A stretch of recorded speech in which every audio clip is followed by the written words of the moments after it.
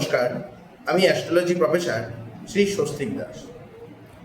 যাদের জন্মছকে মাঙ্গলিক যোগ থাকে, অর্থাৎ চন্দ্র থেকে মঙ্গল লগ্ন, চতুর্থ এবং সপ্তম, অষ্টম ও দ্বাদশভাবে যদি থাকে, অথবা লগ্ন থেকে লগ্ন, চতুর্থ, সপ্তম, অষ্টম এবং দ্বাদশভাবে যদি মঙ্গল বসে থাকে, সেক্ষেত্রে আমরা কি বলি না জাতকের মাঙ্গলিক যোগ তৈরি হয়েছে।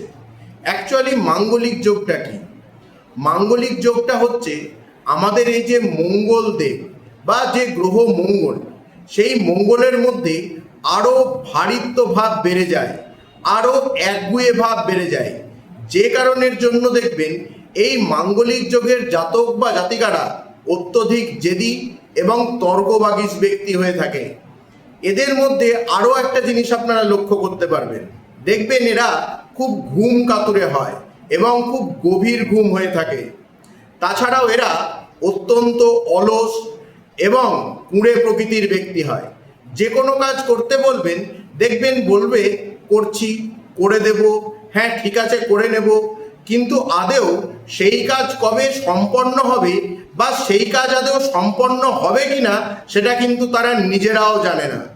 তাহলে মাঙ্গলিক যোগ একজন জাতক বা জাতিকার মধ্যে অ্যাগ্রেশন, যে কোনো কিছুর ক্ষিপ্রতা, তীব্রতা এগুলোকে বাড়িয়ে দেয়, যে কারণের জন্য আমরা স্বামী স্ত্রীর মধ্যে কি হয় না ঝগড়া, একটু কথা কাটাকাটি হলো তাতেই দেখবেন একটা উগ্রতার সৃষ্টি হয়ে যাওয়া, তাতেই যেন মেজাজ হারিয়ে যাওয়ার মতন একটা পরিস্থিতি, এই রকম বিষয়গুলোতে আমরা জর্জরিত হয়ে যেতে পারি।